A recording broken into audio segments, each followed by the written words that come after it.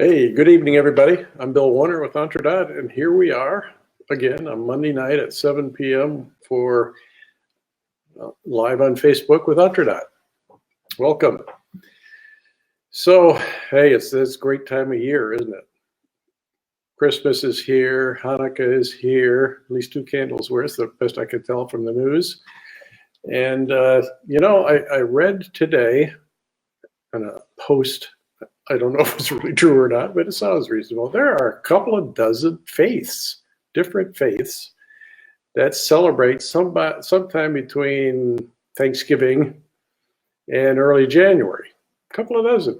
I don't know what they all are. The article didn't tell me what they are. But this is a great time of year for a lot of people of different faiths. So enjoy yours, enjoy your families.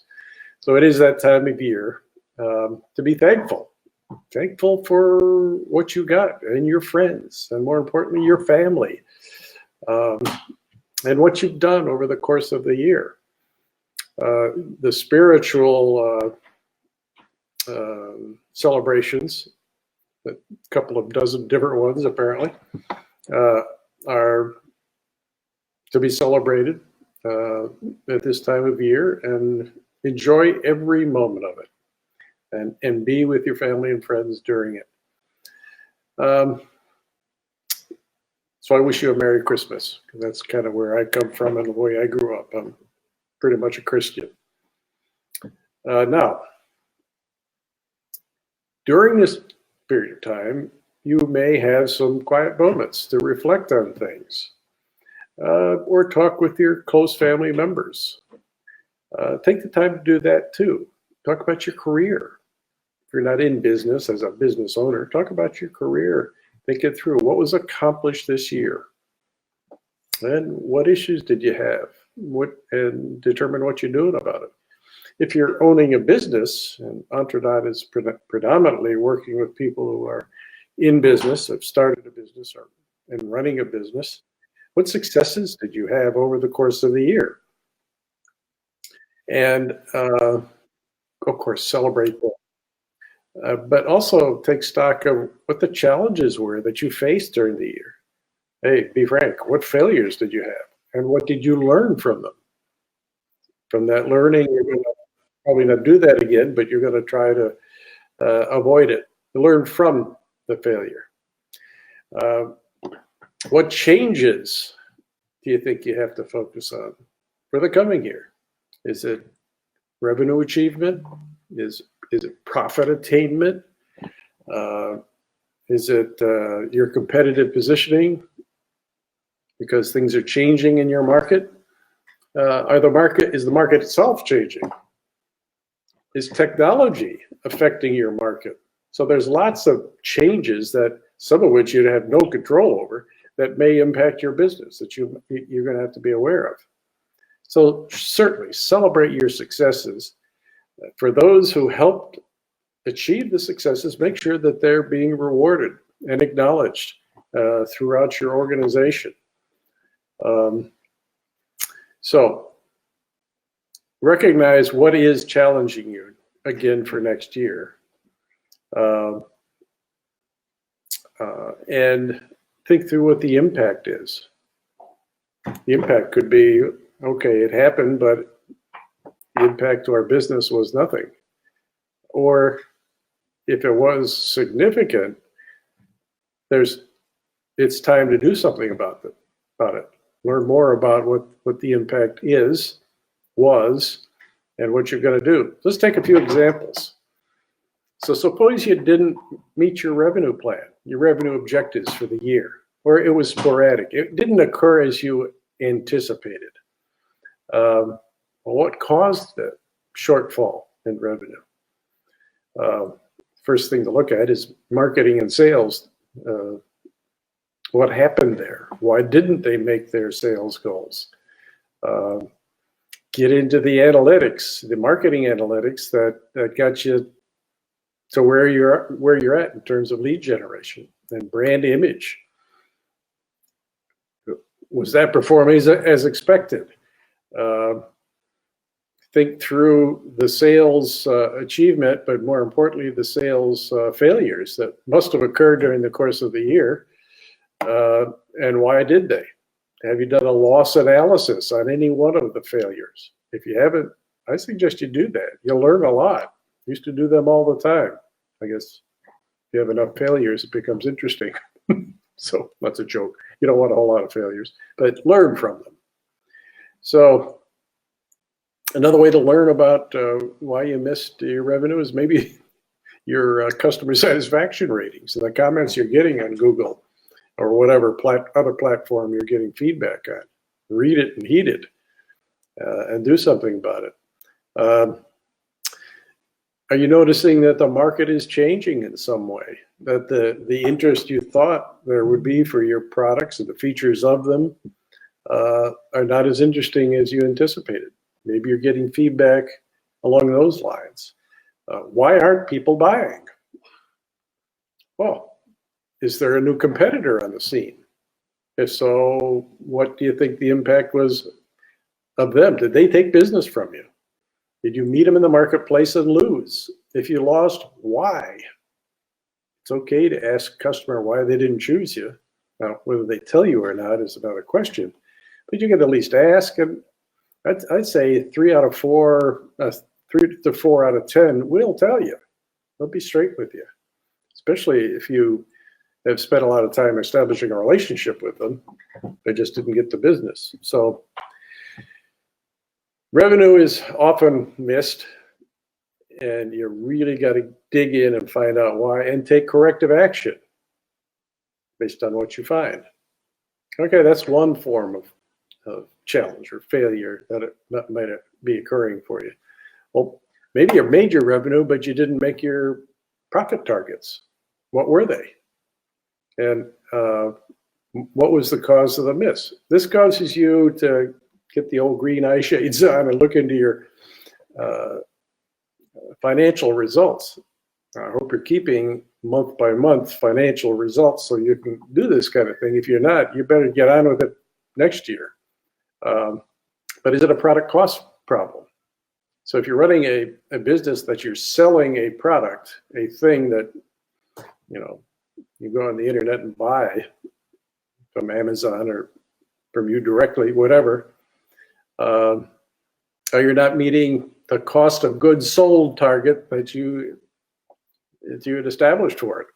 So you had some estimate of what the profit should be, and it had some assumption about the cost that you pay to manufacture it. Are your costs too high? And if so, now you got to dig in to the minute detail of where was the cost overrun and do something about it. It could be an expense problem. You have operating expense, you're paying a lot of bills for a lot of things over the course of the months of the year.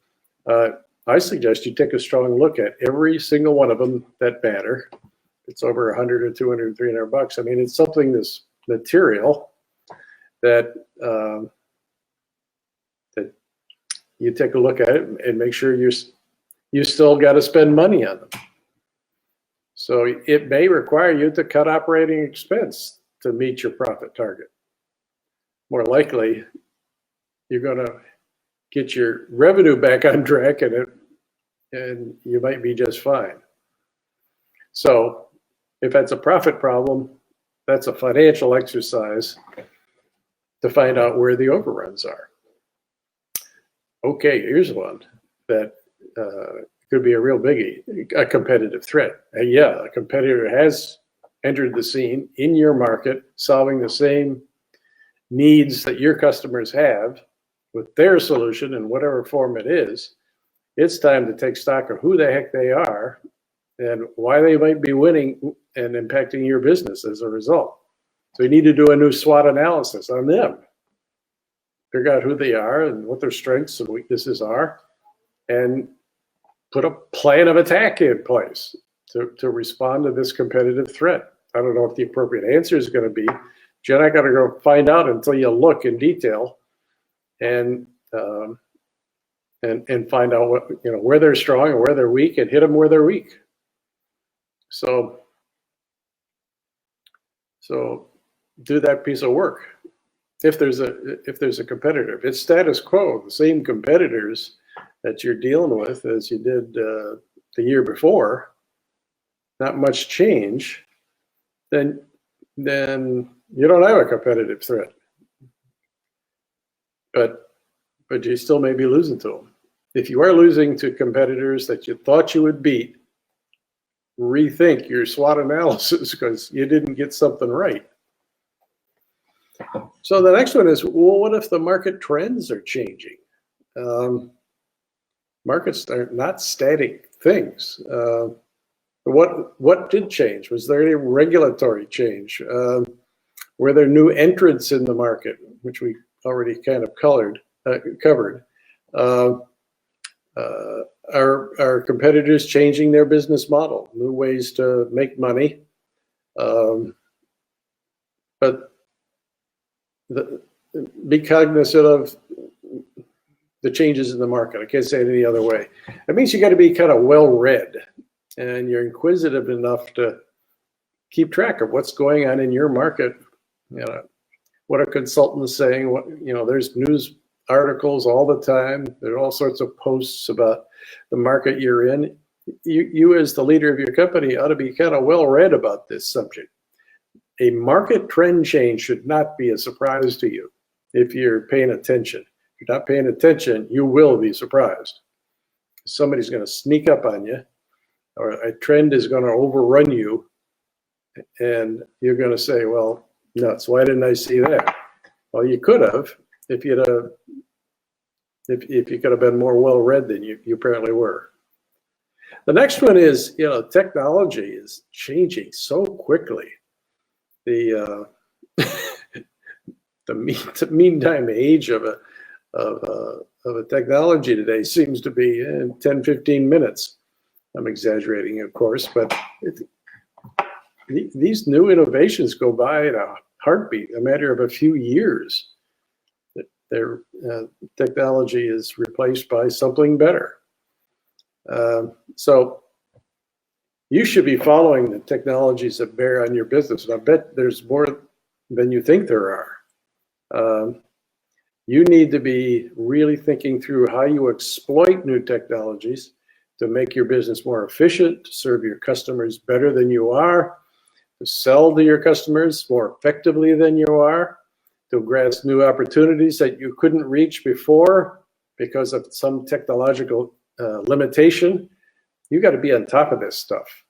So I'm not trying to turn every one of you into engineers or scientists or anything like that, but as a lay person, relative to those people, you better understand how these things are affecting you. Let's just take a few. Artificial intelligence is really hot, and it's being exploited all over the place. Learning about habits of people, predicting what they'll do next given certain stimuli. You might feel like a rat in a maze that based on about how you blink and how you smile or frown through facial recognition, of course, which is another technology. People are going to know more and more about you and what your habits are and predict what you need. It's scary, first of all, but it's happening. Security is a big deal. Man, don't be the company that gets hacked and you lose passwords or you lose email addresses. You lose private information about your customers. Man, don't be one of them. You're dead if you do. It's tough to recover from. It may not be dead, but it is embarrassing. So watch blockchain. Blockchain may arrive on the scene finally, not just the Bitcoin thing, as many people remember it.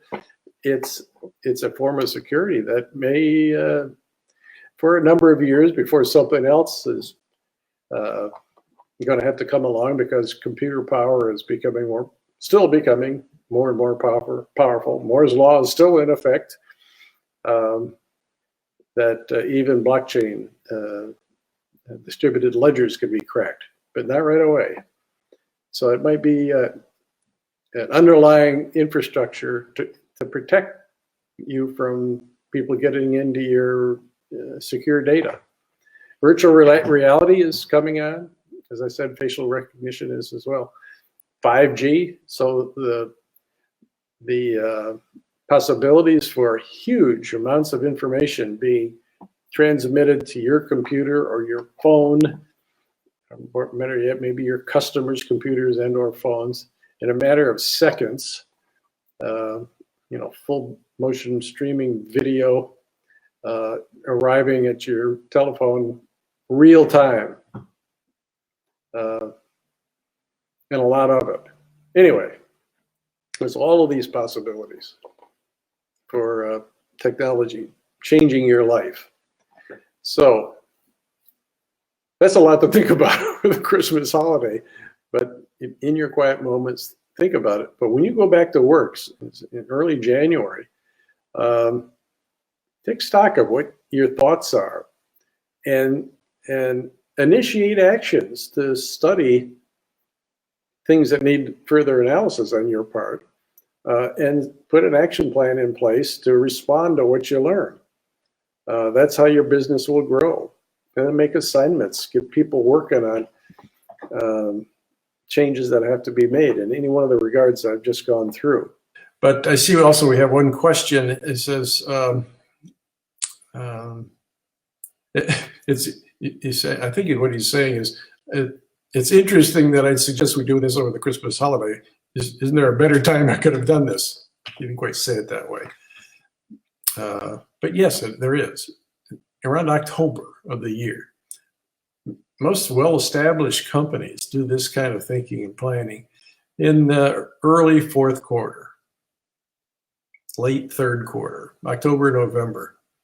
I remember a couple of corporations I worked for, that's the planning time of the year. And then we have to submit our budgets, blah, blah, blah, based upon our plan, and make our commitments that roll up to the company's objectives. So it was a major exercise. Well, if you're in a small business, you're not going to take 3 months to figure this out.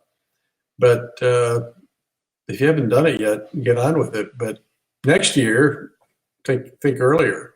Get it done in November. If you're not paying attention to what's going on around you, you're going to fall behind. So I strongly urge you to do so. So that's the one question we've had. I know some other people are online here that I'm not going to be able to reach.